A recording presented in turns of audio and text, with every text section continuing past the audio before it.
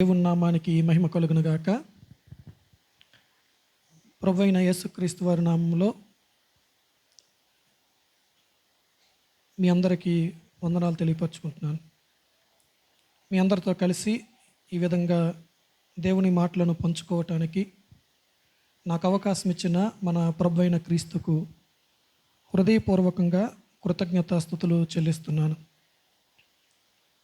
పరిశుద్ధ గ్రంథం నుండి పేతురు రాసిన మొదటి పత్రిక 1వ అధ్యాయం 3-4 వచనాలను, అలాగే రోమీయులకు రాసిన పత్రిక 6వ అధ్యాయం 10-11 వచనాలను మనము ధ్యానం చేసుకుందాం. నేను చదువుతున్నాను చూడండి. పేతురు రాసిన మొదటి పత్రిక 1వ అధ్యాయం 3-4 వాక్యాల్లో ఇలా వ్రాయబడి ఉంది: మన ప్రభువుకు యేసుక్రీస్తు తండ్రి అయిన దేవుడు స్తుతింపబడునుగాక. మృతులలో నుండి యేసుక్రీస్తు తిరిగి లేచుట వలన జీవముతో కూడిన నిరీక్షణ మనకు కలుగునట్లు, అనగా అక్షయమైనదియు నిర్మలమైనదియు వాడబారనిదియు నైన స్వాస్యము మనకు కలుగునట్లు ఆయన తన విశేష కనికరము చొప్పున మనలను మరలా జన్మింపచేసెను. రోమీయులకు రాసిన పత్రిక 6వ అధ్యాయం 10-11 వాక్యాలలో ఇలా వ్రాయబడి ఉంది: ఏలయనగా ఆయన చనిపోవట చూడగా పాపము విషయమై ఒక్కమారే చనిపోయెను, కానీ ఆయన జీవించుట చూడగా దేవుని విషయమై జీవించుచున్నాడు. అటువలే మీరును పాపము విషయమై మృతులుగాను, దేవుని విషయమై క్రీస్తు యేసునందు సజీవులుగాను మిమ్మును మీరే ఎంచుకొనుడి. ఈరోజు ప్రపంచమంతా ఒక వేడుక జరుపుకుంటుంది. ఏంటా వేడుక అంటే యేసుక్రీస్తు పునరుత్థాన దిన వేడుక. యేసుక్రీస్తు మరణించి సజీవుడై తిరిగి లేచిన రోజు ఈరోజు కనుక ప్రపంచమంతా కూడా ఈ పునరుత్థాన దిన వేడుకను జరుపుకుంటుంది. పునరుత్థాన దిన వేడుకను ఎవరు జరుపుకోవాలని బైబిల్ చెబుతుంది అంటే, బైబిల్ గ్రంథంలో మనం చదువుకున్న మొదటి పేతురు పత్రికలో ఆ సమాధానం మనకు కనబడుతుంది. మొదటి పేతురు పత్రికలో మనం చదువుకున్న వాక్య భాగాన్ని మరొకసారి నేను జ్ఞాపకం చేస్తున్నాను చూడండి. మన ప్రభువుకి యేసుక్రీస్తు తండ్రి అయిన దేవుడు స్తుతింపబడునుగాక. మృతులలో నుండి యేసుక్రీస్తు తిరిగి లేచుట వలన జీవముతో కూడిన నిరీక్షణ మనకు కలుగునట్లు, అనగా అక్షయమైనదియు నిర్మలమైనదియు వాడబారదియు నైన స్వాస్యము మనకు కలుగునట్లు ఆయన తన విశేష కనికరము చొప్పున మనలను జన్మింపచేసెను. ఈ పునరుత్థాన వేడుక ఎవరు జరుపుకోవాలో, ఎందుకు జరుపుకోవాలో స్పష్టంగా పేతురు గారు సంఘానికి వివరిస్తున్నారు. ఎవరు జరుపుకోవాలంట అంటే, తన విశేష కనికరము చొప్పున యేసుక్రీస్తు వారి ద్వారా తిరిగి జన్మించే అనుభవం కలిగిన వారు, అనగా యేసుక్రీస్తు పునరుత్థానం వలన పునర్జన్మ పొందుకున్న వ్యక్తులు జరుపుకోవాల్సినటువంటి పండుగ ఈ ఈస్టర్ పండుగ. ఎవరి పండుగ ఇది?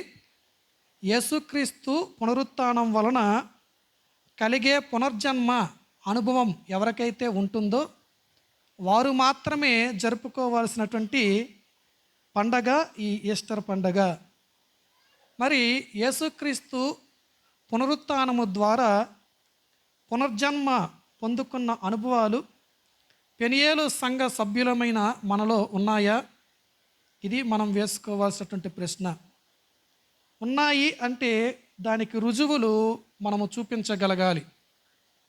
చాలామందిని మనం నీవు పునర్జన్మ పొందావా అంటే, పునర్జన్మ పొందాను అని చెప్పటానికి రుజువులుగా ఏవేవి చూపించే ప్రయత్నము చేస్తారు అంటే, తమ భక్తి కార్యాలు చూపించే ప్రయత్నము చేస్తారు. నేను బాప్తిస్మము పొందాను, ఇదే నా పునరుత్థానానికి నా పునర్జన్మకు రుజువు. నేను ప్రతి ఆదివారము ప్రార్థన చేస్తున్నాను, ఆరాధనలో పొందుతున్నాను, ఇదే నా పునర్జన్మకు రుజువు అని మనం చూపెడతాం. బైబిల్ గ్రంథంలో కూడా ఇలాంటి వారు ఉన్నారు కదా.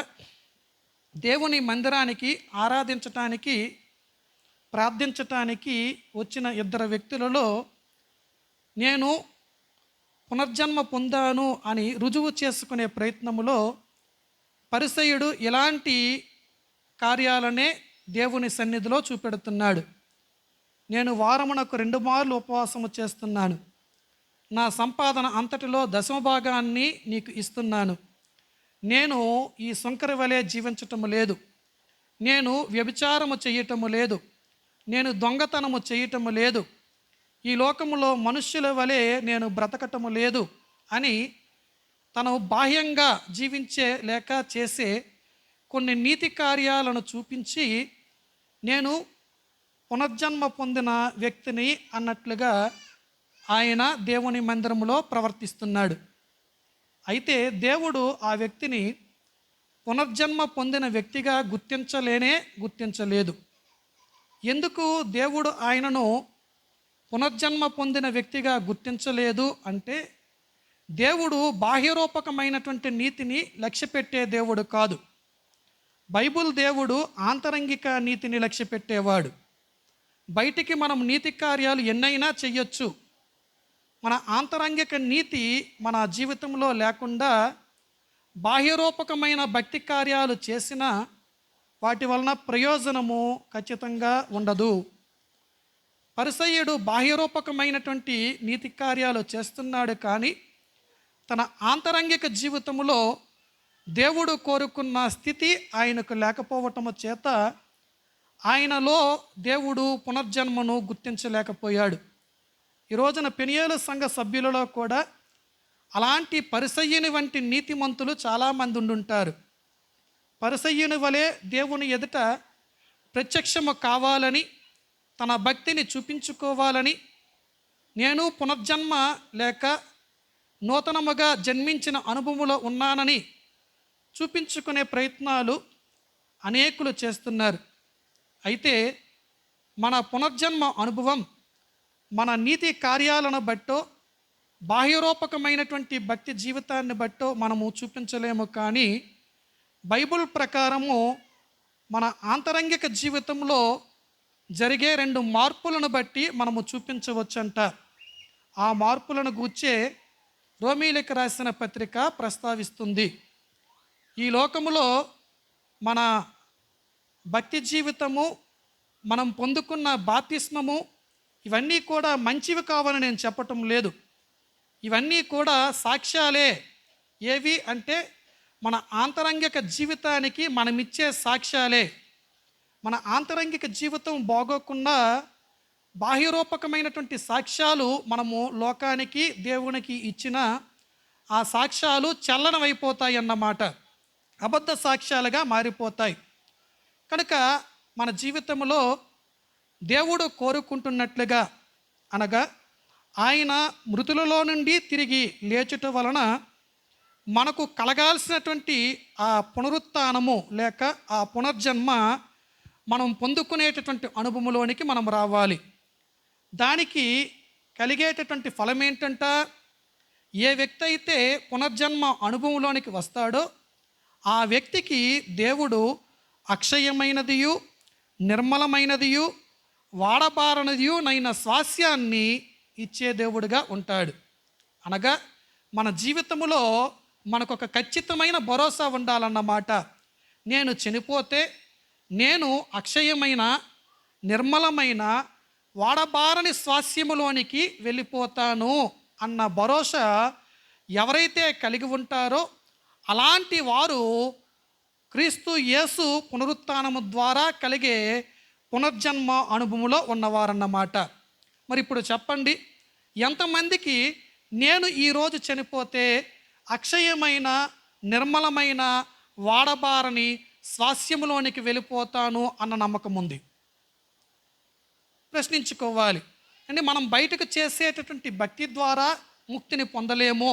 అలాగైతే పరిసయ్యులందరూ కూడా వెళ్ళిపోతారు. మనము చేసేటటువంటి కార్యాలు అండి, మంచి మంచి కార్యాలు ద్వారా మనం ముక్తిని పొందలేము. అలాగంటే పరిసయ్యులే మనకన్నా ముందుంటారు. కానీ దేవుడు పరిసయ్యులను ఏ రోజు కూడా ఆయన ఎక్కడా కూడా గుర్తించలేదు. అలాగని వారు చేసినటువంటి భక్తిని గూర్చి ఆయన ఎక్కడా కూడా పొగడలేదు. దేవుడు పరిసయ్యులను భక్తిని చూచి ఏమన్నాడు అంటే, సర్పసంతానమా సర్పములారా అని అన్నాడు. అంటే వారి భక్తి వారికి ఎలా మారిపోయింది అంటే అపవాదికి మహిమకరంగా ఉండే భక్తి అన్నమాట. వారి జీవితాలలో వారి భక్తి దేవునికి ఎలా కనపడుతుంది అంటే వారి అపవాది సంతానముగా చూపించే భక్తిగా మారిపోయిందన్నమాట. ఈ రోజున సంఘంలో చాలామంది విశ్వాసుల భక్తి అపవాది సంతానముగా లేక అపవాదికి అనుకూలముగా చేసేటటువంటి భక్తిగా గుర్తించే అనుభవాలు సంఘంలో కూడా ఉన్నాయి. కనుక మన భక్తి మన బాహ్యరూపకమైనటువంటి నీతిని బట్టి మనము తృప్తి చెందకూడదు. కొన్ని సంఘాలలో చేసేటటువంటి పనిలో దీవెన ఉందని సంతృప్తిగా బ్రతికేసేటటువంటి అనుభవాలు ఉన్నాయి. బాహ్యరూపకంగా లోకంలో ఉండే సంఘాలను గురించి చెప్పటం లేదు. బైబిల్ గ్రంథంలోనే ఒక సంఘం ఉంది. ఆ సంఘము పేరు లవోదికియా అనే సంఘం. ఈ సంఘము ఎంతో సంతృప్తిగా బ్రతికేస్తుందంట. కారణం ఏంటి అంటే సంఘములో ఏ విశ్వాసి కూడా పేదవాడిగా లేడు. ప్రతి ఒక్కడు ధనవంతుడే. ఎవ్వరు ఏ పని చేసినా ఆ పనిలో వృద్ధి, సమృద్ధి, విపరీతమైనటువంటి లాభార్జన ఇలా కనబడుతుంది. కనుక ఈ సంఘం ఏమనుకుంటుందంట, తన మనోనేత్రాలకు గుడ్డితనము కలిగిన, తమ దేహం పైన వస్త్రాలు లేకపోయినా తమ కన్నులకు కలిగినటువంటి గుడ్డితనాన్ని గుర్తించలేదు, తన దేహానికి కలిగినటువంటి ఆ దరిద్రతను గుర్తించలేదు. వారు మృతులుగా ఉన్న సజీవులమే అనుకొని బ్రతికేస్తున్నారంట. చాలామంది నేను చేసే పనిలో దీవెన ఉంది, నేను ఎక్కడ వ్యాపారంలో ఎక్కడ రూపాయి పెడితే ఆ రూపాయి 2 అంతలైపోతుంది అంటే దేవుడు నన్ను దీవిస్తున్నాడు కనుక నేను ఎలాంటి వాడిని, పునర్జన్మ అనుభవం పొందిన వాడినే అన్న భ్రమలో ఉంటారు. నిజానికి దేవుడు నిన్ను దీవిస్తే దీవించవచ్చును. దేవుడు అన్యజనులను కూడా దీవిస్తాడు. దేవుని మందిరానికి వచ్చేటటువంటి దీవెన నీ భక్తి సరిగ్గా లేకపోయినా నీ జీవితంలో ఉండొచ్చు. ఎప్పుడో తెలిసిన దేవుడు కొంతమందికి ఆస్తి సంపాదించేటటువంటి ప్రయాస అప్పగించేస్తాడంట. తెలుసా? భక్తిహీనులకే. ప్రసంగి గ్రంథంలో ఉంటుంది కదా, ప్రసంగి గ్రంథంలో ఉన్న ఆ మాటను మీ ఎదుట చదివితే మీరే కొద్దిగా నవ్వుకుంటారన్నమాట. నేను చదువుతాను చూడండి. ప్రసంగి గ్రంథము 2వ అధ్యాయము 25వ వాక్యంలో ఇలా వ్రాయబడి ఉంది. ఆయన సెలవు లేక భోజనము చేసి సంతోషించుట ఎవరికి సాధ్యము? ఎలయనగా దైవ దృష్టికి మంచివాడుగా నుండి వానికి దేవుడు జ్ఞానమును, తెలివిని, ఆనందమును అనుగ్రహించును. అయితే దైవ దృష్టికి ఇష్టడొగవానికి ఇచ్చుటకై, మరొకసారి మీరు చూడండి, ఎవరికంట? దైవ దృష్టికి ఇష్టడొగవానికి ఇచ్చుటకై ప్రయాసపడి పోగు చేయు పనిని ఆయన పాపాత్మునికి నియమించును. ఎవరికి నియమించాడంట దేవుడు? ప్రయాసపడుతున్నావు, కష్టపడుతున్నావు, విపరీతమైనటువంటి లాభం వచ్చేస్తుంది, కానీ నీ జీవితంలో నీవు పాపాన్ని విడిచిపెట్టలేదు. నేను పాపము చేస్తున్నా నాకు దీవెన వచ్చేస్తుంది అంటే దేవుడు ఆ పనిని, ఆ దీవెనను నీకెందుకు ఇస్తున్నాడంట? నీ వెనకాతల, నీ తరం వెనకాతల ఎవడో దేవునికి ఇష్టడైనటువంటి వాడు రాబోతున్నాడు. మీకు అర్థమవుతుందా? ఎవడో నీ తర్వాత తరములో దేవునికి ఇష్టడుగా ఉండేవాడు రాబోతున్నాడు. వాడు కష్టపడి సంపాదించకుండా ఉండి సుఖముగా జీవించుట నిమిత్తము వాడి బ్రతుకు కోసం నీ జీవితాన్ని, నీవు చేసే పనిని, నీ వ్యాపారాన్ని నీవు పాపము చేస్తున్నా దీవించేటటువంటి వాడిగా ఎవరున్నారు? దేవుడున్నాడు కదా. ప్రయాసపడి పోగు చేసేటటువంటి బాధ్యతను పాపాత్మునికి దేవుడు నియమించేశాడంట.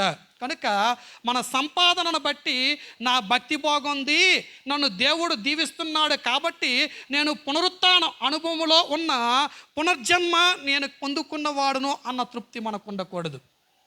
మరి పునర్జన్మ అనుభవం ఉన్న వ్యక్తుల దగ్గర ఏమి ఉంటే తృప్తి ఉంటుంది అంటే, ఇప్పుడు వద్దాం, రోమీలకు రాసిన పత్రిక దగ్గరికి వెళ్దాం.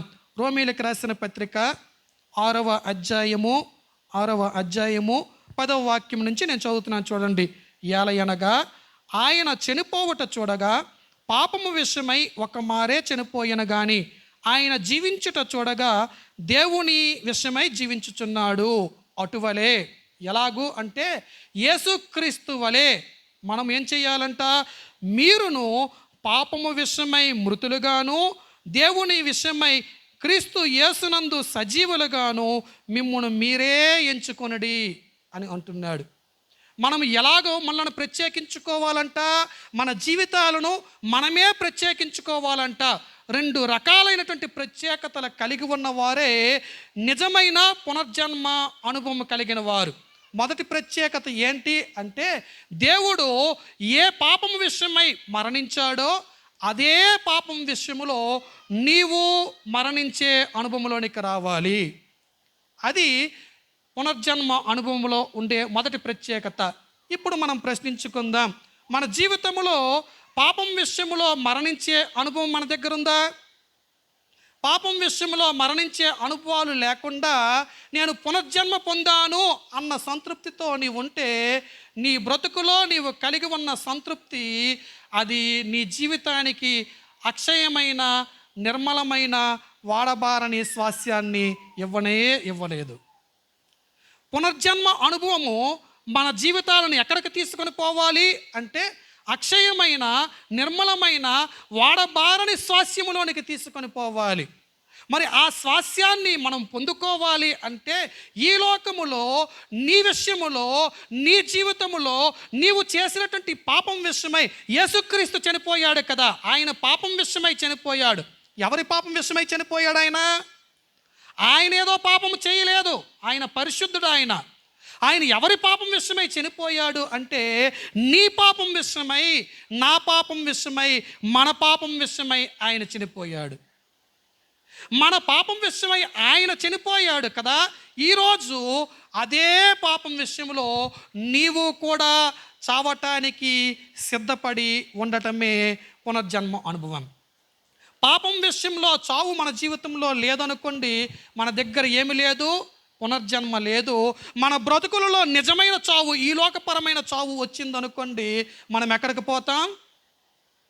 అక్షయమైన స్వాస్యంలోనికి పోతామా? పోము. పునర్జన్మ అనుభవం లేనివారు ఎక్కడున్నారో బైబిల్ చెబుతుంది కదా. ఏమంటే, ఎఫెసీయులకు రాసిన పత్రిక 2వ అధ్యాయం 1వ వాక్యంలో ఏమని ఉంది? మీ అపరాధముల చేతను మీ పాపముల చేతను మీరు చచ్చిన వారై ఉండగా అని ఉంది. పునర్జన్మ అనుభవం లేకపోతే మనం ఎక్కడున్నాం? చావులో ఉన్నాం. మనిషిగా మనం బ్రతుకున్నాము, కానీ మన ఆత్మలు చచ్చిపోయాయి. ఈ చావునకు అర్థం ఏంటంటే, బైబిల్ గ్రంథంలో మరొక వాక్యం చెబుతుంది. బైబిల్ గ్రంథంలో మరణానికి నిజమైనటువంటి అర్థం, రూపం ఏంటంటే నిత్య నాశనం, ఆరని అగ్ని అని ప్రకటన గ్రంథం 20వ అధ్యాయం చెబుతుంది. ఈ రోజున మన అపరాధముల చేతను, మన పాపముల చేతను నిత్య నాశనానికి, ఆరని అగ్నికి మనం పాత్రులమై ఉండగా, మనం పునర్జన్మ పొందితే ఆ నాశనము నుండి తప్పించబడి దేవుని యొక్క అక్షయమైన నిర్మలమైన వాడబారని స్వాస్యాన్ని పొందుకోవటానికి అర్హులమైపోతాం. ఇప్పుడు చెప్పండి, ఒకవేళ నీ జీవితంలో ఈ దినమే చావు వస్తే నీ జీవితము నిర్మలమైన అక్షయమైన వాడబారని స్వాస్యానికి అర్హత సాధించగలదా, లేక మరణములోనే ఉండిపోతుందా? ఒకవేళ నీ జీవితంలో నీ మనస్సు నేను మరణములోనికి వెళ్ళిపోతాను అని నిన్ను హెచ్చరిస్తే, ఈ పునరుత్థాన దినమున నీవు పునర్జన్మ పొందే అవకాశం ఉంది. దేవుడు అందుకే నీతో మాట్లాడుతున్నాడు. చనిపోయినటువంటి వ్యక్తులకు అవకాశం లేదు. మన శ్యాంబాబు చెప్పాడు కదా, బ్రతికున్నంత వరకు మనకు అవకాశం ఉంది, కానీ చనిపోయిన వ్యక్తులకు అవకాశం లేదు. చనిపోయిన తర్వాత విపరీతమైనటువంటి పశ్చాత్తాపం వచ్చేస్తుంది. ఎక్కడ అంటే, వేదన పొందే స్థలములో ధనవంతుడికి వచ్చినట్లుగా. ధనవంతునికి విపరీతమైన పశ్చాత్తాపం వచ్చేస్తుంది. అయ్యో, నా జీవితంలో వాక్యాన్ని ఎరిగి, నా జీవితంలో అన్నీ తెలుసుండి అవిధేయుడిగా బ్రతికానే అని అక్కడ పశ్చాత్తాపడుతున్నాడు. ప్రయోజనం ఉందా? ఒక్క చుక్క నీటి బొట్టైనా పొందుకోలేకపోయింది, తేలేకపోయింది ఆ పశ్చాత్తాపం. కానీ ఇప్పుడు పశ్చాత్తాప పడితే, ఇప్పుడు మన జీవితాలను మార్చుకుంటే మనకు పునర్జన్మ కలిగే అవకాశం ఉంటుంది. కనుక బ్రతికున్నప్పుడే ఈ ఈస్టర్ దినమున లేక యేసుక్రీస్తు పునరుత్థాన దినమున పునర్జన్మ పొందుకోవటానికి మనల్ని మనం సిద్ధపరచుకోవాలి. పునర్జన్మ రావటానికి మొదటి మెట్టేంటి? పాపము విషయమై మరణించేటటువంటి నిశ్చయత మనం తీసుకోవాలి. ఏమంటే ఇక్కడ ఏమని ఉంది? మీరు ఎంచుకొనడి అని ఉంది కదా. దీనికి అర్థం ఏంటంటే మరి నేను పాపము చేయను అన్న నిర్ణయము నువ్వు తీసుకోవాలంట. నీవు ఇంతకు ముందు యేసుక్రీస్తు సిలువ ఎక్కటానికి ముందు ఏ అవిధేయత అయితే కలిగి ఉన్నావో ఆ అవిధేయత విషయంలో, ఆ పాపం విషయంలో మరి నేను అలాగూ జీవించును అన్న నిర్ణయము నీ దగ్గర కనిపిస్తే నీకు పునర్జన్మ వచ్చేసినట్లుగే. ఆ నిర్ణయము లేకుండా బాప్తిస్మము తీసుకుంటే దానిని బాప్తిస్మముగా దేవుడు గుర్తించడు. దానిని నీటి స్నానం అనే దేవుడు అంటాడు. చాలామంది పొందుకున్న బాప్తిస్మాలు నీటి స్నానాలుగానే ఉండిపోతున్నాయి. ఎందుకో తెలిసిన? బాప్తిస్మము తీసుకున్న ఒక్కరోజు పరిశుద్ధత కాదు, బాప్తిస్మము తీసుకున్న తర్వాత కడవరకు పరిశుద్ధత కలిగి ఉంటేనే ఆ బాప్తిస్మానికి, ఆ సాక్ష్యానికి అర్థం. అంటే బాప్తిస్మము రక్షణ కాదు, బాప్తిస్మము సాక్ష్యమే. నీవు ఇచ్చినటువంటి సాక్ష్యానికి అర్థం ఏంటి అంటే, నీవు ఇచ్చినటువంటి ఆ సాక్ష్యము ఖచ్చితమైనదని నీకు నీ మనస్సులో ఏంటి ఒక నిశ్చయత ఉండాలి. అంటే ఆ సాక్ష్యానికి తగ్గట్టుగా నీ జీవితం ఉండాలి.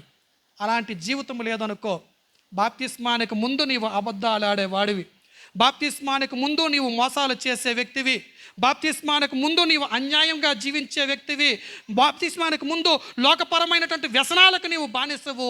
బాప్తిస్మము తీసుకున్నావు, 2 రోజులు పరిశుద్ధులుగా జీవించావు, 3వ రోజు నుంచి పాత జీవితాన్ని ప్రారంభించావు. అంటే నీవేం చేస్తున్నావు? మరణించి పాతి పెట్టబడినటువంటి అనుభవంలోనికి వెళ్ళానని చెప్పుకొని అదే పాతి పెట్టబడినటువంటి ఆ శవాన్ని తవ్వి ఆ దరిద్రతలో, ఆ దుర్వాసనలో బ్రతికేటటువంటి విశ్వాసవిగా ఉన్నామన్నమాట. మరణించలేదు, మరణించేటటువంటి అనుభవం ఉందనుకున్నా భ్రమలో నువ్వు బ్రతుకుతున్నావు. పాపము చేస్తున్నటువంటి వ్యక్తులు ఎవరు అంటే పునర్జన్మ అనుభవం లేనివారు. ఈ రోజున మనం పాపము చేస్తూ పునర్జన్మ అనుభవం లేకుండానే దేవుని మందిరములో మంచి విశ్వాసం అన్నట్లుగా బ్రతికితే మన బ్రతుకులు మారాల్సిందే. దేవుడు కృప ఉన్నప్పుడే మన జీవితాలను మార్చుకోవాలి. ఈ జీవితానికి ముగింపు వచ్చేసిన తర్వాత ఎంత పశ్చాత్తాపడినా ఉపయోగమే లేదు. ధనవంతుని జీవితమే మనకు ఒక ఉదాహరణ. కనుక పశ్చాత్తాపడాల్సినటువంటి సందర్భంలో, సమయంలోనే మనం పశ్చాత్తాపడడం అన్నది నేర్చుకోవాలి.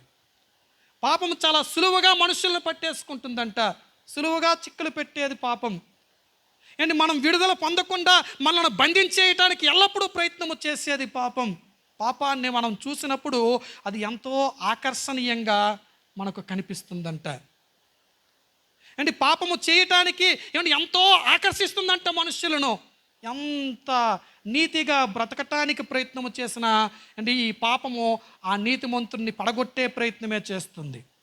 బైబిల్ గ్రంథములో గొప్ప నీతిమంతులుగా సాక్ష్యాలు పొందుకున్న వారు సైతము పాపము చేత ప్రేరేపించబడి పతనమైపోయినటువంటి సందర్భాలు ఉన్నాయా లేవా? ఉన్నాయి. బైబిల్ గ్రంథంలో దావీదు కన్నా గొప్ప ఆరాధికుడు ఎవడు లేడేమో, దావీదు వంటి ప్రార్థనాపరుడు ఎవడు లేడేమో. ఆయనకు కష్టం వచ్చింది, ఎక్కడికి వెళ్తాడు? దైవ సన్నిధికి వెళ్తాడు. సంతోషం వచ్చింది, ఎక్కడ ఆనందిస్తాడు? దైవ సన్నిధిలో ఆనందిస్తాడు. ఆయన జీవితంలో నా ప్రాణమా, నా అంతరంగములో ఉన్న సమస్తమా అని తన అంతరంగంలో ఉన్న ప్రతి అవయవాన్ని, ప్రతి అవయవం వల్ల కలిగేటటువంటి ఆ అంతరంగంలో ఉండేటటువంటి భావనను దేనికోసం వినియోగించేవాడు ఆయన? దేవుణ్ణి మహిమపరచటానికి. ఎంత గొప్ప ఆరాధికుడో. ఇలాంటి ఆరాధికను గూర్చి దేవుడు కూడా ఒక సాక్ష్యం ఇచ్చాడు. ఏం సాక్ష్యం ఇచ్చాడు? అపోస్తల కార్యముల గ్రంథంలో ఉంటుంది కదా, ఈ దావీదు ఎవరు? నా ఇష్టానుసారుడు కదా. నేను నా ఇష్టానుసారుడైనటువంటి మనుష్యుణ్ణి కనుగొన్నాను. సమయాలు నీ వెళ్ళు, ఆయనకు పట్టాభిషేకము చేయి అని సమయాలను పంపిస్తాడు. దేవుడే నా ఇష్టానుసారుడైనటువంటి మనుష్యుడు అని ఈ దావీదును గూర్చి సాక్ష్యం ఇచ్చాడు. అలాంటి దేవునికి ఇష్టానుసారుడైనటువంటి మనుష్యుడే ఒకానొక సందర్భంలో పాపము చేశాడా లేదా? చేశాడు. పాపము ఎంత భక్తిపరుణ్ణైనా ఆకర్షించి పతనము చేసే ప్రయత్నము చేస్తుంది. 3 సార్లు రోజుకి ప్రార్థన చేసిన, 7 మార్లు స్తుతించే అనుభవం కలిగిన వ్యక్తిగా ఉన్న అలాంటి వ్యక్తినే పడగొట్టగలిగింది పాపం.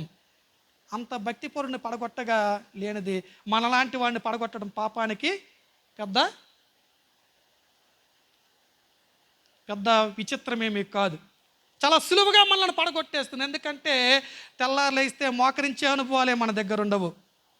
రాత్రి పడుకునేటప్పుడు మోకరించే అనుభవాలు మన దగ్గర ఉండవు. ఆయన 3 పూట్ల మోకరించేవాడంట. పొద్దున లేవగానే మోకరించేవాడంట, మధ్యాహ్నం అందు మోకరించేవాడంట, రాత్రి అందు మోకరించేవాడంట. ఈ 3 ప్రార్థనలు కాకుండా 7 మార్లు స్తుతించేవాడంట. ఎంత గొప్పవాడో దావీదు. అంటే తన జీవితంలో ఒక రోజు గడపాలి అంటే ఆ రోజులో సగభాగము ఎవరికి ఇచ్చేసేవాడు? దేవునికి ఇచ్చేసేవాడు. సగభాగం ఇంకెవరికి ఇచ్చేవాడు? పరిపాలించే ప్రజలకు ఇచ్చేసేవాడు అన్నమాట. ఇలాంటి అనుభవం కలిగిన వ్యక్తినే పాపం పతనము చేసేసింది. కనుక పాపం మనల్ని ఆకర్షించినప్పుడు, ఆ పాపం వలన ఆకర్షించబడక పాపానికి దూరంగా జరిగేటటువంటి అనుభవాలు మన జీవితంలో ఖచ్చితంగా ఉండాలి. ఇంకొక గొప్ప వ్యక్తి ఉన్నాడు బైబిల్ గ్రంథంలో, పాపము చేత ఆకర్షించబడినటువంటి వ్యక్తి. ఈయన సామాన్యుడు కాదు, సంసోను అనేటటువంటి వ్యక్తి. సంసోను సామాన్యుడా? కాదు. చిన్ననాటి నుండి నాజీరు చేయబడక పరిశుద్ధాత్మ అభిషేకముతో పెరిగినవాడు. ఏ రోజు కూడా దేవుని సన్నిధికి ఆయన దూరంగా లేడు. దేవుని యొక్క ప్రత్యక్షత, దేవుని యొక్క తోడు, దేవుని యొక్క సహాయము చిన్ననాటి నుండి అనుభవించినటువంటి గొప్ప వ్యక్తి సంసోను. అంత గొప్ప వ్యక్తి పాపము చేత ఆకర్షించబడ్డాడా లేదా? ఆకర్షించబడ్డాడు. పరిశుద్ధాత్మతో నింపబడినటువంటి వ్యక్తే పాపము చేత ఆకర్షించబడగా, చిన్ననాటి నుండి పరిశుద్ధాత్మతో సహవాసము చేసినటువంటి వ్యక్తే పాపము చేత ఆకర్షించబడగా, మనలాంటి వారు పాపానికి ఆకర్షించబడడం పెద్ద వింతేమీ కాదు. కనుక పాపము మన జీవితంలో ఎదురైనప్పుడు ఆ పాపానికి దూరంగా జరిగేటటువంటి అనుభవం మన దగ్గర ఉండాలి అంటే మనంతట మనము దానిని జయించే ప్రయత్నము చేయకూడదు. మనంతట మనం దాన్ని జయించే ప్రయత్నము చేస్తే దానిని జయించలేం. చాలామందికి సందేహం ఉంది, తమ్ముడు నేను పాపాన్ని జయించి జీవించాలని ఆశపడుతున్నాను, కానీ ఏదో ఒక సందర్భంలో నా బలహీనత మూలంగా నేను పాపానికి లోబడిపోతున్నాను. ఇలాంటి సాక్ష్యాలు నాకు చెప్పిన వారు ఉన్నారు. ఏదో ఒక సందర్భంలో నా బలహీనతకు నేను లోబడిపోతున్నాను, పాపాన్ని జయించలేకపోతున్నాను, నా కోసం ప్రార్థన చేయి తమ్ముడు అని అడిగిన విశ్వాసులు ఉన్నారు. పాపాన్ని నీవు జయించాలి అంటే సేవకుడు ప్రార్థన చేయటమే కాదు, ప్రార్థన అవసరమే, కానీ ఆ పాపాన్ని జయించటము కోసం నీవు సిద్ధపడటము కూడా అవసరం. ఇక్కడ వాక్యం ఏం చెబుతుంది? చివరికి వచ్చేసరికి మిమ్మును మీరే ఎంచుకొనండి అంటున్నాడు. అంటే పాపం విషయమై మృతులుగా ఉండుట కొరకు సిద్ధపడాల్సింది ఎవరు అంటే మనమే సిద్ధపడాలి. ఎలాగో అంటే మనం సిద్ధపడితే పాపాన్ని జయించటం ఎలాగో ఎవరు నేర్పిస్తారు? దేవుడే నేర్పిస్తాడు కదా. ఈరోజు వాక్యం మన మధ్యన వినిపించబడుతుంది. ఈ వాక్యం ఎందుకు వినాలి మనము అంటే పాపాన్ని జయించటము కోసమే. లోకములో పాపం ఉంది, పాపము మనుష్యుని పైన ప్రభావము చూపెడుతుంది, మరి ఎక్కువగా యేసును వెంబడించిన వారిపైన ప్రభావము చూపించే ప్రయత్నము చేస్తుంది.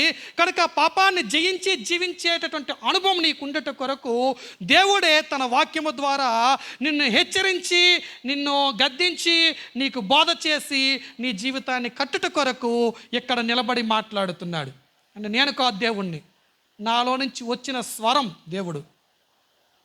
మీకు అర్థమవుతుందా? నాలో నుంచి వచ్చిన స్వరం ఏదైతే ఉందో అది దేవుడు, నాలో నుంచి వచ్చిన మాట ఏదైతే ఉందో అది దేవుడు అన్నమాట. ఆ దేవుడు నీ హృదయం వరకు వచ్చి నీ హృదయపు తలుపులు తట్టి నీ హృదయంలో ప్రవేశించే ప్రయత్నము చేస్తున్నప్పుడు నీ హృదయపు తలుపులు తెరవబడాలి. అప్పుడే నీకు పాపము పైన జయ జీవితం వస్తుంది. దేవుని వాక్యము నీతో మాట్లాడుతున్నప్పుడు నీ హృదయాలను మూసేసుకుంటున్నావు అనుకో, నీ జీవితంలో పాపాన్ని జయించగలవా? జయించలేవు. దేవుని వాక్యానికి ఏ హృదయము ప్రాధాన్యత ఇస్తుందో, దేవుని వాక్యము ఏ హృదయంలో నివాసము చేస్తుందో ఆ హృదయము పాపానికి దూరంగా బ్రతికే ప్రయత్నము చేస్తుంది. బైబిల్ గ్రంథములో దేవుని మాట తన హృదయంలో పెట్టుకున్నటువంటి ఒక వ్యక్తి ఉన్నాడు. ఎవరు అంటే యోసేపు. యోసేపుకు తెలిసినటువంటి మాట ఏంటంటే, ఒక మాట తెలుసు, పాపము చేస్తే నేను దేవునికి విరోధినైపోతాను. ఈ ఒక్క మాటే హృదయంలో భద్రపరుచుకున్నాడు. ఏదైనా పాపం వచ్చేసరికి ఏం చేసేవాడు? అమ్మో, ఇంత ఘోరమైన పాపం చేస్తే ఏమైనా ఉందా, నా దేవునికి నేను ఎలాగ విరోధనైపోతాను అని పొతీఫరు భార్య పాపానికి ప్రేరేపించినప్పుడు పలికాడు కదా. ఆయన మనసులో ఒకే ఒక మాట ఉంది, ఒకే ఒక దేవుని వాక్యం ఉంది. ఏంటంటే, పాపము చేస్తే నేను దేవునికి విరోధనైపోతాను. ఈ మాట మన అందరి మనస్సులో ఉంటే ఎంత బాగున్నో. మన మనస్సులో ఏముండిపోతాయి తెలుసా? అని మనకెవరో నప్పని వారు ఎవరైనా మనకు ఏదైనా కీడు చేశారనుకోండి, ఆ మాటలు, ఆ నప్పని వారు చేసినటువంటి కార్యాలు మన మనసులో భద్రంగా ఉండిపోతాయి. కొన్నిసార్లు మగవాళ్ళ మనసులో అంత ఉండవేమో, కానీ ఆడవాళ్ళ మనసులో మాత్రం చాలా భద్రంగా ఉంటాయని చెప్పొచ్చును. 10 సంవత్సరాల క్రితం జరిగింది ఏదో ఇప్పుడు బయటకు వస్తుంది. ఇద్దరు వ్యక్తుల మధ్య తగువులాడితే, అప్పుడు నువ్వు అలాగ చేసావు కదని ఎంత భద్రంగా ఉంటుందో. అంటే పాపము లేక ద్వేషము లేక ఇతరులను కించపరిచేటటువంటి మాటలకు హృదయంలో భద్రంగా స్థానం ఇచ్చేటటువంటి మనుష్యులమైనటువంటి మనము దేవుని వాక్యానికి స్థానం ఇచ్చే బుద్ధి కలిగి ఉంటే ఎంత మేలు జరుగునో కదా. దేవుని వాక్యానికి మాత్రం మన జీవితంలో స్థానం ఉండదు. ఈ వాక్యం ఎక్కడ నిలిస్తే మనం ఎందుకు పాపం చేస్తాం? చెయ్యం. తమ్ముడు, ఏదో ఒక బలహీన సమయంలో నేను ఆ పాపానికి లోబడిపోతున్నాను తమ్ముడు అని నువ్వు చెబుతున్నావంటే, ఆ బలహీన సమయంలో ఆ పాపానికి లోబడకుండా నిన్ను నిలబెట్టి నిన్ను ఆపేటటువంటి వాక్యం, దేవుని వాక్యం నీ దగ్గర లేదన్నమాట. అందుకే బలహీనమైనటువంటి పాపానికి ఒక బలహీనమైనటువంటి సమయంలో నీవు లోబడిపోతున్నావు. ఈ రోజున నీ బ్రతుకు మార్చాలని, నీ జీవితాన్ని మార్చాలని, నీవు పునర్జన్మ పొందుకోవాలని దేవుడు వచ్చి నిన్ను హెచ్చరించి తన వాక్యము ద్వారా నీతో మాట్లాడుతున్నప్పుడు నీ బ్రతుకును మార్చుకో. కొన్ని జీవితాలలో ఎన్నాళ్ళు దేవుడు హెచ్చరించినా మారే బుద్ధి ఉండదు. వాక్యాన్ని వింటాం, విన్న వాక్యాన్ని విడిచిపెట్టేసి వదిలేసే బుద్ధే మనకు. ఆదివారం ఆరాధనకు వస్తే దేవదూతలం అయిపోతాం. ఆరాధన నుంచి బయటకు వెళ్ళిన తర్వాత దెయ్యపు బుద్ధి మన దగ్గరకు వచ్చేస్తుంది. ఇదేం భక్తి, ఇదేం విశ్వాసం, ఇదేనా పునర్జన్మ అనుభవం? ఇలాంటి అనుభవం ద్వారా నీవు పరలోక రాజ్యానికి వెళ్ళిపోదామని ప్రయత్నం చేస్తున్నావా? నీవు వెళ్ళలేవు. నీ జీవితంలో నీవు పరలోక రాజ్యం పొందుకోవాలి అంటే ఖచ్చితమైనటువంటి నిర్ణయం నీకు అవసరం. ఈ రోజు వరకు నేను ఏదైనా పాపము చేసి ఉంటే ఆ పాపం విషయంలో మరి ఇకను నేను జీవించను అన్న నిర్ణయం నీవు తీసుకోగలిగితేనే నీవు పునర్జన్మ అనుభవంలోనికి వచ్చినటువంటి వ్యక్తి అవుతావు. పునర్జన్మ అనుభవంలో తీసుకోవాల్సినటువంటి మొదటి నిర్ణయం ఏంటి? పాపము విషయములో నేను మరణించేటటువంటి వ్యక్తిగా బ్రతుకుతాను. రెండవ విషయం, క్రీస్తు పునరుత్థానములో ఉన్న పునర్జన్మ నేర్పుతున్నటువంటి రెండవ విషయం ఏంటంటే, నేను చదువుతున్నాను చూడండి. దేవుని విషయమై క్రీస్తు యేసునందు సజీవులుగాను మిమ్మల్ని మీరే ఎంచుకోండి. ఇంకెలాగ ఎంచుకోవాలంట? దేవుని విషయమై అన్న పదాన్ని మనం దేవుని కోసం అని మలిచేస్తాం. మనం దేవుని కోసం భక్తి చేస్తున్నామా? దేవుని కోసం నేను అది ఇచ్చాను, దేవుని కోసం నేను ఇది ఇచ్చాను, దేవుని కోసం నేను అలాంటి భక్తి చేశాను, ఇలాగ చెప్పేటటువంటి సాక్ష్యాలు మనం వింటున్నాం. దేవుని కోసం మనం ఏమీ చేయటం లేదు. మనం చేసేటటువంటి భక్తి దేవుని కోసము కాదు. మనం చేసేటటువంటి భక్తి ఎవరి కోసం? మన కోసమే. మనం భక్తి చేయకపోతే దేవునికి నష్టం లేదు. నువ్వు ఆరాధించకపోతే, నువ్వు స్తుతించకపోతే, నువ్వు మందిరానికి రాకపోతే, నువ్వు అలిగి బయట నుండి పోతే దేవునికి నష్టం అన్నట్లుగా మన ప్రవర్తనలు ఉంటాయి. ఏమీ లేదు. నువ్వు ఆరాధించినా ఆరాధించకపోయినా దేవునికి ఒరిగే మేలేమీ లేదు. ఆయనతో నువ్వు పోలిక వేసుకుంటే, ఆయన దగ్గరకు వెళ్ళటానికైనను, ఆయనను కన్నులెత్తి చూడటానికైనను, ఆయనను తండ్రి అని పిలవటానికైనను నీకు యోగ్యత లేదు. అలాంటి గొప్ప యోగ్యత భాగ్యము ఎక్కడ నీకు అనుగ్రహించబడింది అంటే యేసుక్రీస్తునందు నీకు అనుగ్రహించబడింది. కనుక దేవుని విషయమై యేసుక్రీస్తునందు బ్రతకటం నీవు నేర్చుకోవాలి. దేవుని విషయమై అంటే ఏంటి అర్థం? దేవునిలో ఏముంది అంటే అక్షయత ఉంది. దేవునిలో ఏముంది అంటే కృప ఉంది. దేవునిలో ఏముంది అంటే నీతి ఉంది. దేవునిలో ఉన్న అక్షయత, దేవునిలో ఉన్న కృప, దేవునిలో ఉన్న నీతి మనము పొందుకునే విషయమై మనము ఎక్కడికి రావాలంట? క్రీస్తు యేసు యొద్దకు రావాలి. ఎందుకు క్రీస్తు యేసు యొద్దకు రావాలి అంటే దేవునికి మనకు పోలిక వేసుకుంటే దేవునికి మనకు ఉండేటటువంటి ఆ పోలికను మీద నుండేటటువంటి వాక్యములో ఇలాగూ ఏమండి చూపెడుతున్నాడు పౌలు. నేను చదువుతున్నాను చూడండి, 5వ అధ్యాయం 10వ వాక్యంలో ఇలా ఉంది, ఎలయనగా శత్రువులమై ఉండగా అని వ్రాయబడి ఉంది. దేవునికి మనకు ఎలాంటి పోలిక ఉందంట? విరోధమైన పోలిక. దేవునికి మనం శత్రువులం, మనకు దేవుడు మనకు శత్రువు, మనం దేవుడికి శత్రువులు. అలాంటి బ్రతుకులు మనవి. అంటే దేవునితో శత్రుత్వం పెంచుకునేటటువంటి బుద్ధి, స్వభావం మన దగ్గర ఉంది. దేవుని సన్నిధికి చేరేటటువంటి స్వభావం మన దగ్గర లేదు. దేవునికి చాలా దూరంగా మనం బ్రతుకుతున్నాం.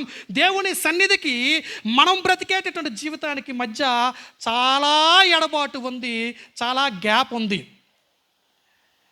ఏంటి ఈ మనుష్యుడైనటువంటి వాడు దేవుని సన్నిధిని, దేవుని కృపను, దేవుడిచ్చేటటువంటి అక్షయతను అనుభవించటానికి యోగ్యుడిగా లేడన్న విషయము మనుష్యునికి అర్థము కాక, మనుష్యుడు దేవుని సన్నిధిని గుడ్డితనములో వెతుకుతూ ఉండగా మనుష్యుని గుడ్డితనాన్ని పోగొట్టి దేవునికి మనుష్యునికి ఉన్న మధ్య ఆ గ్యాప్ను పూర్తి చేయటానికి యేసుక్రీస్తు దైవమానవుడిగా ఈ లోకంలోనికి వచ్చారు. ఇప్పుడు నీకు దేవునికి ఉన్న ఆ మధ్య దూరము తొలగిపోవాలి అంటే ఆ దేవుని విషయమై, ఆ దేవుడిచ్చే కృప విషయమై, ఆ దేవుని సన్నిధిని చేరుకునే విషయమై నీకు ఎవరి అవసరం ఉంది అంటే యేసుక్రీస్తు అవసరం ఉంది. కనుక క్రీస్తు యేసునందు దేవుని విషయమై నిన్ను నీవు సజీవుడిగా ఎంచుకోవాలి. ఈరోజు సంఘము క్రీస్తు యేసును ఆధారము చేసుకొని బ్రతుకుతుందా? పెనియేలు సంఘ విశ్వాసివిగా నీవు క్రీస్తును ఆధారము చేసుకొని బ్రతకగలుగుతున్నావా? క్రీస్తును ఆధారము చేసుకొని బ్రతకటం అంటే ఏంటంటే నీ బ్రతుకులో క్రీస్తే కనిపించాలి, నీ భక్తిలో క్రీస్తే కనిపించాలి. మన బ్రతుకులో, మన భక్తిలో క్రీస్తే కనిపిస్తున్నాడా?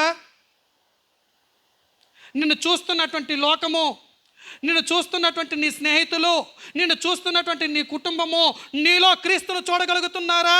నీవు ఏ క్రీస్తును ఆధారం చేసుకొని బ్రతుకుతున్నావో ఆ క్రీస్తును లోకము, నీ స్నేహితులు, నీ కుటుంబము గుర్తించగలిగితే నీవెవరివి? పునరుత్థానములో ఉన్న పునర్జన్మ పొందుకున్న వ్యక్తివి. ఈరోజున ఈ అనుభవాలు చాలామందిలో లేవు. మనల్ని క్రైస్తవులుగా గుర్తించేవారు సమాజంలో లేరు. ఎందుకంటే మన బ్రతుకులు క్రైస్తవునికి లేక క్రీస్తుకు తగ్గట్టుగా లేదు. క్రీస్తు యేసుకు కలిగిన మనస్సు మన జీవితంలో లేదు. ఆయన స్వభావం మనం చూపించలేకపోతున్నాం. యేసుక్రీస్తును నమ్ముకున్నటువంటి నీవు యేసుక్రీస్తులాగా బ్రతకాలి. అదే క్రీస్తు యేసును ఆధారము చేసుకొని బ్రతకటం.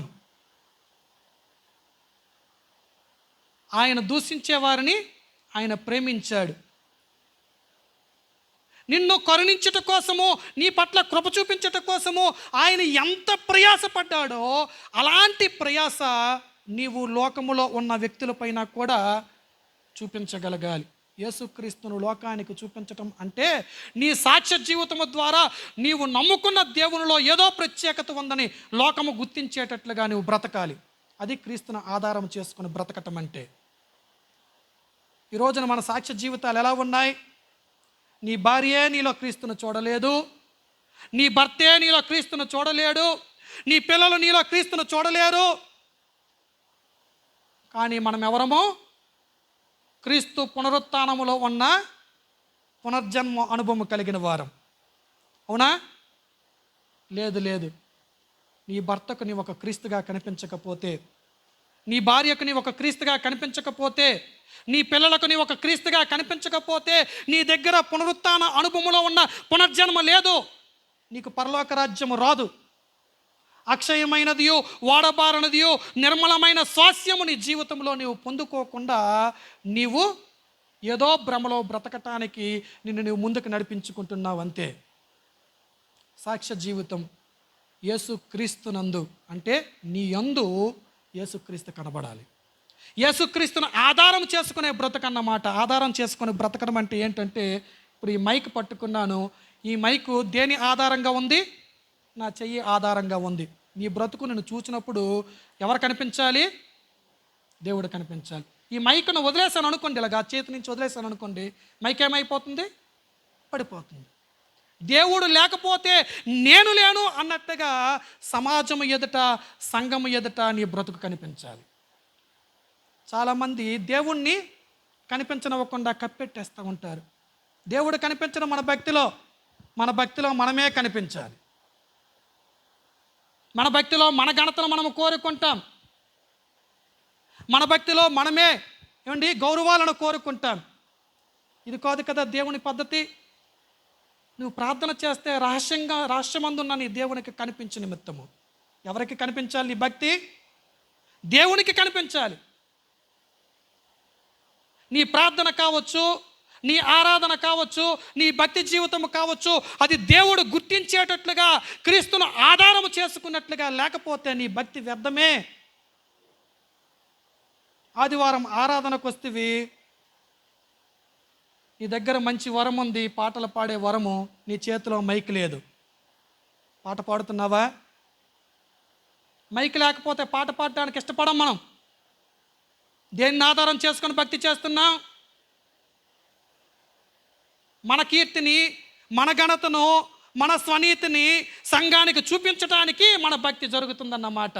నా దేవుడు చూస్తే చాలు, నా దేవునికి నా స్వరం వినబడాలి అన్న మనసుతో ప్రార్థన చేసేవారు, పాటలు పాడేవారు, ఆరాధించేవారు సంఘాల్లో కరువైపోయారండి. ఈ రోజున మన భక్తి అలాగుండకూడదు.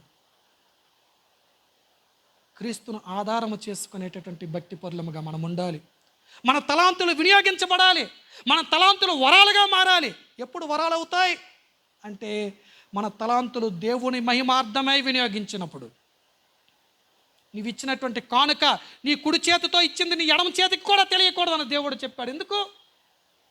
వద్దు, నీకు మహిమొద్దు, నిన్ను 10 మంది పొగడాలని కోరుకోవద్దు. నీ పొగడ్త దేవుని మహిమను కప్పిపెట్టేదిగా మారిపోతుంది. కనుక వద్దు, మనుషుల గుర్తింపే మనకొద్దు. దేవుడు గుర్తించాలి అంటే నీవు దేవుని ఎదుట నీ భక్తిని చూపించాలి. మనుషుల ఎదుట నీ భక్తిని మరుగు చేసి 10 మందిలో నీ ఉండాలి, కానీ ఎందులోనూ కూడా నీ పేరు బయటకు రాకూడదు. ఇలాంటి భక్తి నువ్వు చేయగలిగితే నీవు ఎవరివి అంటే క్రీస్తును ఆధారము చేసుకుని బ్రతికే పునరుత్థాన అనుభవములో ఉండే విశ్వాసివి. మరి ఈ రోజున క్రీస్తును ఆధారము చేసుకుని పునరుత్థాన అనుభవములో బ్రతికేటటువంటి విశ్వాసముగా మనం ఉన్నామా? యేసు పునరుత్థానము చెందారు. ఎందుకోసం అంటే మనకు పునర్జన్మనివ్వటం కోసం. ఆయన పునరుత్థానం ఎప్పుడో 2000 సంవత్సరాల క్రితం జరిగింది. ఆయన పునరుత్థాన అనుభవాలను గూర్చి ఎన్నాళ్ళ బట్టో మనము ధ్యానం చేసుకుంటూ వస్తున్నాం. కానీ ఆ పునరుత్థాన అనుభవం వెనక మనకు కలగాల్సినటువంటి పునర్జన్మ ఇంకా మనకు కలగకపోతే ఈరోజు మన జీవితాలు మారాల్సిందే. మనము అలాంటి పునర్జన్మ అనుభవంలోనికి రావటం కోసం ఆయన ఎన్నో వదిలేసుకున్నాడు.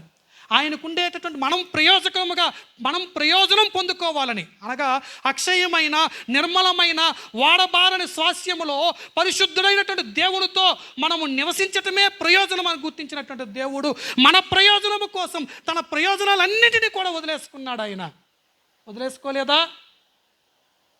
అన్నీ వదులుకున్నాడు దేవుడు. యెరూషలేము వీధులలో ఏడ్చబడ్డాడు, కొట్టబడ్డాడు, గాయపరచబడ్డాడు. అయ్యో ఇలాంటి దేవునికి ఎంత శ్రమ వచ్చేసిందే అని యెరూషలేము కుమార్తెలు ఏడుస్తూ ఉండగా ఆయన బాధను బట్టి ఆయన కృంగిపోలేదు, ఆయనకు తగిలినటువంటి గాయాలను బట్టి ఎదుటివారు ఏడుస్తున్నారని ఆయనేమి ఏమండి సంతాపపడలేదు. వారితో ఒక మాట చెబుతున్నాడు దేవుడు ఏంటంటే, అమ్మా నా కోసం మీరు ఏడవద్దు, నేనేదో ప్రయోజనం పొందాలని ఇక్కడికి రాలేదు, నేను నష్టపోవటానికే వచ్చాను. నేను మీకోసం ఈరోజు ప్రాణాన్ని నష్టపోతున్నాను, ఇదే పెద్దది అనుకుంటున్నారు, ఇది కాదు పెద్దది. దేవుని సన్నిధిలో దేవునిగా ఉండటము అది విడిచిపెట్టకూడని భాగ్యం అని ఎంచుకొనక దాన్నే వదిలేసుకున్నానమ్మా. నా ప్రాణం మీకోసం వదులుకోవటం ఏపాటిది. పరలోకపు స్థుతులను మీకోసం వదిలేసుకున్నాడు, పరలోకపు ఆస్తిని మీకోసం నిర్లక్ష్య పెట్టాను. భూలోకములో ధనవంతుడిగా పుట్టడం భాగ్యం అనుకోలేదు, దరిద్రుడిని అయిపోయాడు. నేనే శాసించాలని అనుకోలేదు, నేనే దాసుడిగా ఉన్నాను, నాకే అన్నీ ఉండాలనుకోలేదు, నేను రిక్తుడిగా మారిపోయాను. ఇవన్నీ వదులుకున్నాను మీకోసం. ఈరోజు నా ప్రాణాన్ని కూడా వదులుకుంటున్నాను. ఇవన్నీ ఏదో నా కోసము కాదమ్మా, మీరు నా కోసం అన్నట్లుగా ఎందుకు ఏడుస్తున్నారు? యెరూషలేము కుమార్తెలారా, మీరు నా కోసం ఏడవద్దు, మీకోసం మీ పిల్లల కోసం ఏడవండి అని అన్నాడు. దేవుడు చేసిన శిలువ కార్యమైన, దేవుడు పొందిన పునరుత్థాన కార్యమైన అది ఎవరి కోసం? మన కోసం. మన కోసం ఇన్ని త్యాగాలు చేసి మరణించి పునరుత్థానుడైనటువంటి దేవుడు ఈరోజు మనల్ని అడుగుతున్నాడు, నీకోసం ఇన్ని త్యాగాలు చేసి నేను నీకోసం మరణించి నీకోసం పునరుత్థానం చెందాను, అదే నీకోసం నేను మరణించి నేను చేసినటువంటి త్యాగాన్ని నీవు గుర్తించి నీకోసం నీవు నీ ప్రయోజనము కోసం బ్రతకటానికి సిద్ధపడతావా అని దేవుడు నిన్ను ప్రశ్నిస్తున్నాడు. మన కోసం దేవుడు అన్ని చేయగా మన కోసం మనము ఏమీ వదులుకోలేనటువంటి పరిస్థితిలో మనం ఉంటే ఒకానొక దినాన ప్రశ్నించబడతాం. నీ కోసం ఇన్ని చేసినటువంటి దేవుడు నీ జీవితంలో నీ కోసం నీవు పునరుత్థాన అనుభవంలో ఉన్న పునర్జన్మ పొందుకోవాలని ఆయన కోరుకొనగా, ఇంకా పునర్జన్మ పొందక, ఇంకా పాపాన్ని అసహించుకోలేక, ఇంకా పాపం విషయమై మృతి చెందక, ఇంకా దేవుని విషయమై బ్రతకలేక, ఇంకా లోకంలో ఏదో ఉందని బ్రతుకుతున్నావేమో, ఒకానొక దినాన నువ్వు ప్రశ్నించబడతావు, సిగ్గుపడేటటువంటి స్థితిలోనికి వెళ్ళిపోతావు. అలాంటి సిగ్గుపడేటటువంటి స్థితి నీకు రాకమునిపే అక్షయమైనదియు నిర్మలమైనదియు వాడబారనదియునైన స్వాస్యాన్ని పొందుకునేట కోసం ఈరోజే నీ జీవితాన్ని మార్చుకో. ప్రార్థన చేసుకుందాం.